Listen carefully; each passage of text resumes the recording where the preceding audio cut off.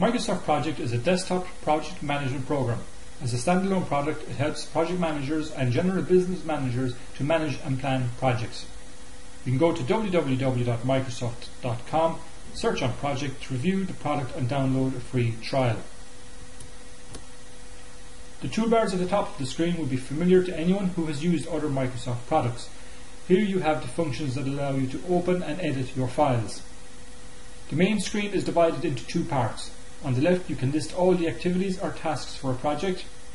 For each one you can enter a task name, duration, start and finish dates, predecessors and resource names. On the right you have the Gantt chart, with timescales at the top and horizontal lines to show the actual and projected amounts of time involved in completing a particular task. Here is a file with some tasks already entered. They already have their task name, duration, start and finish dates. You can change the duration by clicking on the cell and entering the number of days.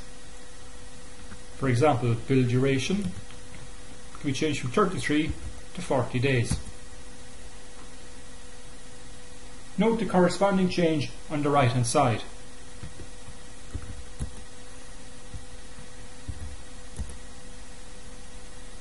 Where Microsoft Project is automatically updating the duration in the Gantt chart.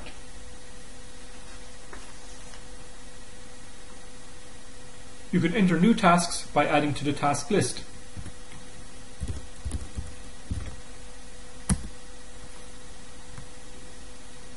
As you dig into the detail of the project, you develop a breakdown of the work required listed into specific actions. Subgroups can be created to help communicate the plan.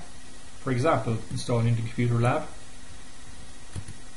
can be entered as a list of activities, and then the sub-activities or the subgroups can be indented to show that these are the subtasks corresponding to this main task. And as you can see, the main task is bolded with the subtasks underneath.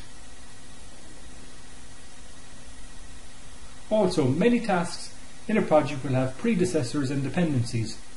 In other words, how tasks are linked together.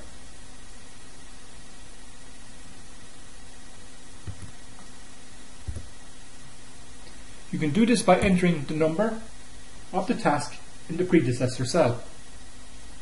So, if completion date for several works is dependent on the build duration, you link them. The same for when you start the lab. They are dependent on the building work completion date.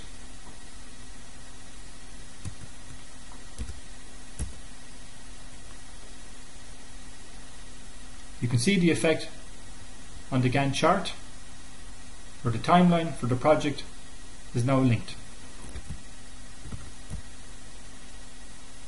As you negotiate the build duration, you can modify to see the impact on the overall project plan. For example, a shorter duration will bring the schedule forward.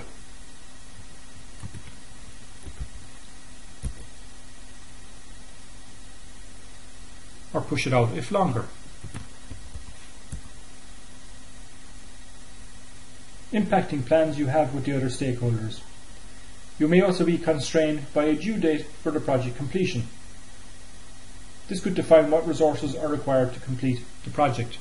For example, if the customer requires the office fit out to be completed by the end of March, and as you can see how they are linked together here, then the build duration needs to be no more than 33 days to ensure that the project is complete and the office is ready by Thursday the 31st of March. By entering all of the tasks with durations and predecessors, the software will create the timelines and show the project duration. This is the key benefit of the program, as it allows the project manager to respond to changes in the plan and see how it impacts the overall project.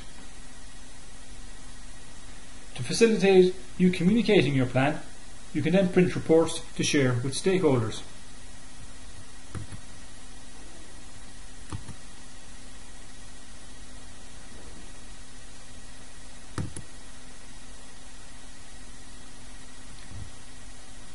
Here you can see the tasks that need to be completed, the duration, start and finish dates, any predecessors, and in your timelines to show when activities need to be completed.